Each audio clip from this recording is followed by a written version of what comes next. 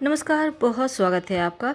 मकर राशि साप्ताहिक राशिफल 25 जून से 30 जून तक का वक्त आपके लिए बहुत खास रहेगा, क्योंकि मिथुन राशि में गोचर करते हुए सूर्य चंद्रमा गुरु से युति संबंध बनेगा, जिससे त्रिग्रही योग का शुभ संयोग बनेगा। साथ ही इस सप्ताह चंद्रमा गुरु के साथ आने से गजकेसरी योग भी बनेगा और शुक्र मेष राशि से निकलकर वृषभ राशि में इसी सप्ताह प्रवेश करेंगे। तो राजयोग का अति उत्तम संयोग बन रहा है। बुध पुष्य नक्षत्र में प्रवेश करते दिखेंगे। तो देखिए मकर राशि वालों, आपके लिए यह सप्ताह अगर ओवरऑल कहा जाए तो उत्तम है। घर की जिम्मेदारियों को अच्छी तरह से निभा सकेंगे। करियर में आगे बढ़ने का मौका मिलेगा।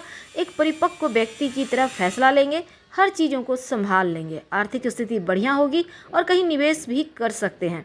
पैतृक संपत्ति का लाभ मिलता दिखेगा। जीवन साथी की बातों को ध्यान से सुनिए। उनकी सलाह से कठिन स्थितियों से बाहर निकल आएंगे और बहुत कुछ सीखेंगे। वैसे तो मित्र का, परिवार का हर कदम पर आपको साथ मिलता भी दिख रहा है। अब हम बात करते हैं चंद्रमा की स्थिति की। देखिए 25, 26, 27 जून को चंद्रमा आपके छठे भाव में रहेंगे। अब चंद्रमा का छठे भाव में आना मिला जुला हुआ फल देता है। सूर्य बैठे हैं, अमावस दोष भी बनेगा, लेकिन गुरु के साथ गजकेसरी योग भी बन रहा है। तो क्या होगा, सप्तमेश का अपने से 12वें घर में रहना बिजनेस के लिए थोड़ा सा मुश्किल, लेकिन थोड़े सा, जैसे कि छठे घर में चंद्रमा है।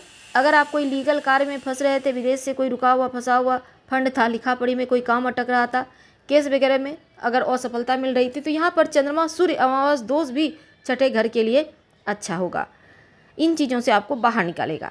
अब गुरु के साथ हैं, विपरीत राजयोग बनाकर बैठे हुए सूर्य भी हैं, तो विपरीत राजयोग बनाकर बैठे हैं।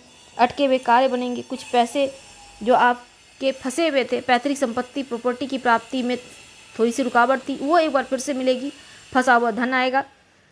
छठे घर के चंद्रमा और अमावस दोष, ऐसे में क्या होगा, थोड़ा सा मानसिक अशांति तो रहेगी। मानसिक दृष्टिकोण से थोड़ी सी स्थिति गड़बड़ है। राहु की भी दृष्टि है, तो थोड़ा सा आपको ध्यान रखना होगा। विचारों पर कंट्रोल रखना होगा। वाणी में सरलता रखनी होगी।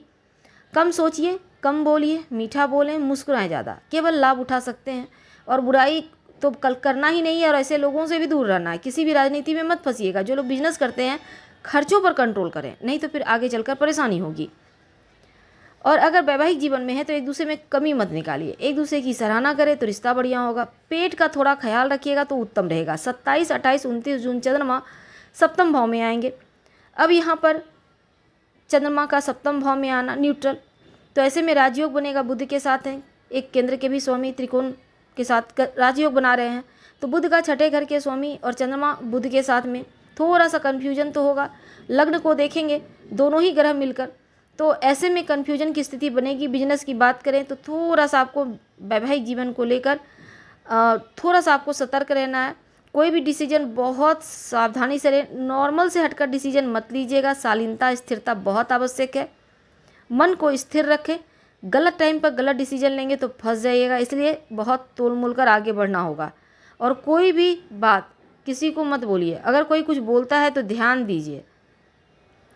कुछ नयापन लाने का अपनी लाइफ में प्रयास कीजिए। अब हम बात करेंगे, अगर हम आपके 30 जून की बात करें तो इस दिन चंद्रमा आपके अष्टम भाव में रहेगा। अष्टम भाव में चंद्रमा का आना थोड़ा सा क्योंकि यहाँ पर केतु बैठा हुआ है, तो मन को थोड़ा सा मुश्किल में डालेगा।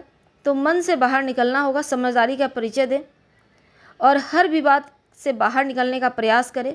धर्म की तरफ थोड़ा सा झुकें। जो विद्यार्थी हैं उनके लिए काफ़ी बेहतर रहेगा, हालांकि अच्छा प्रदर्शन करेंगे। कुछ घरेलू स्थिति या छोटी मोटी चुनौतियां दिख रही हैं, एकाग्रता बनाए रखें। स्वास्थ्य के प्रति सावधानी रखें। टेंशन से दूर रहने का प्रयास करें। पूरे सप्ताह नमः शिवाय का जप करें। शिव जी को एक लोटा जल अर्पित करें तो आपकी मुश्किलें कम हो जाएगी। हम आपसे विदा लेते हैं। जानकारी अच्छी लगे तो लाइक कर, सब्सक्राइब करें, शेयर करें, कमेंट करें। धन्यवाद।